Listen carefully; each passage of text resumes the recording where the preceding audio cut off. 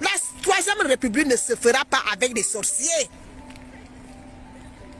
On ne vous voit plus en 2025. Arrêtez. Nous n'avons plus besoin de vous en 2025. C'est pour cela que je suis contre l'histoire du franquisme. Je vais combattre ça jusqu'à. Le franquisme ne passera pas. Vous voulez continuer à utiliser notre billet. Vous êtes sucré avec le père. Vous voulez conserver les acquis en continuant à utiliser le fils. Parce qu'un billet en cache un autre. Moi, je suis contre le franquisme. Franck Biya ne peut pas être président au Cameroun. Si Franck Biya est président au Cameroun, ça veut dire que les gens là vont continuer. Ils vont encore bouffer le Cameroun pendant 40 ans. Non. Le règne de la médiocrité va encore perdurer. Pour 40 ans encore. Moi, je suis contre le franquisme. Franck Biya ne peut pas être président au Cameroun. Ça veut dire qu'un Biya en cache un autre. On a fini avec le père, on continue avec le fils. Les choses qu'on a vues au Gabon, les choses qu'on a vues au Togo. Quand on a fini de manger avec Bongo père, on met encore Bongo fils. 80 ans, ça ne marche pas. Puisque les mandats ne sont pas limités au Cameroun. Ça veut dire que vous voulez encore mettre 80 ans. Vous voulez bouffer le Cameroun pendant un siècle. Parce que vous êtes seul. La troisième république là, hein, qui commence en 2025 là, vous ne serez pas dedans. Au Cameroun, le nom Biya est indissociable du pouvoir depuis plus de 40 ans. Aujourd'hui, une question brûlante agite les discussions. Franck-Emmanuel Biya, fils du président Paul Biya, pourrait-il être le prochain chef de l'État? Dans cette vidéo, nous allons analyser les faits, les rumeurs et les enjeux politiques de cette éventuelle succession.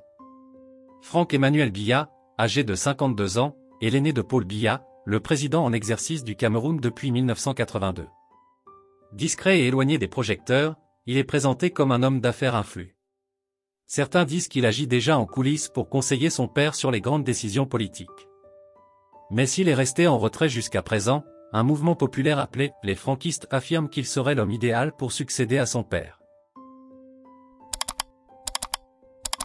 Pour notre leader, le charismatique Olivier Emmanuel Franck Biya, que nous souhaitons qu'il arrive à la magistrature suprême.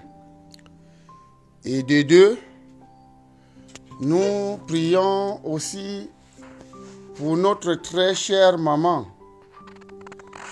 Madame Blas, la coordonnatrice nationale du mouvement, que le Tout-Puissant lui donne la force, la puissance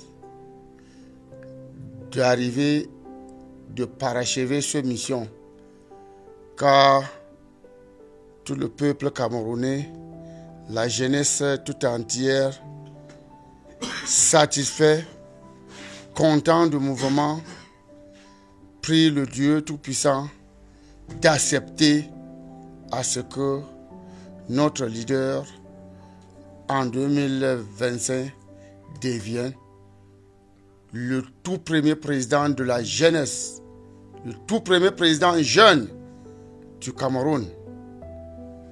Nous avons cette conviction parce qu'à Fumban, 2020, un mouvement appelé les franquistes a vu le jour. Ses partisans prônent une transition pacifique du pouvoir en faveur de Franck Biya. Ils le présentent comme un homme capable de préserver la stabilité et la continuité du régime. Mais cette dynamique suscite aussi des critiques. Beaucoup y voient une tentative de créer une monarchie républicaine, ce qui va à l'encontre des principes démocratiques. Le Cameroun est une république, et selon la Constitution, le président doit être élu. Si Franck Biya souhaite se présenter, il devra le faire dans un cadre électoral. Mais le poids de son nom et les réseaux de son père lui donneraient un avantage non négligeable. D'un autre côté, cette éventualité soulève des tensions. L'opposition accuse déjà le régime d'organiser une succession dynastique, et une candidature de Franck Biya pourrait raviver les frustrations populaires, notamment chez les jeunes et les militants pour le changement. Alors, que pourrait-il se passer? Si Franck Biya décide de se présenter, il devra convaincre les Camerounais qu'il est plus qu'un « fils de ». Il devra aussi répondre aux critiques sur la transparence et la légitimité du processus électoral. En 2025, le Cameroun pourrait vivre l'une des élections les plus cruciales de son histoire. Franck Biya est-il réellement intéressé par la présidence, ou s'agit-il d'une stratégie de diversion orchestrée par le régime en place? Le mystère reste entier. Le Cameroun est à un tournant de son histoire politique. Que Franck Biya soit candidat ou non, la question de la succession de Paul Biya reste un enjeu majeur. Une chose est sûre, les Camerounais ont leur mot à dire, et l'avenir du pays dépendra de leur volonté collective. Qu'en pensez-vous? Franck Biya a-t-il une chance de devenir président? Faites-le nous savoir dans les commentaires. Abonnez-vous pour plus d'analyses politiques sur le Cameroun et l'Afrique, et à très bientôt.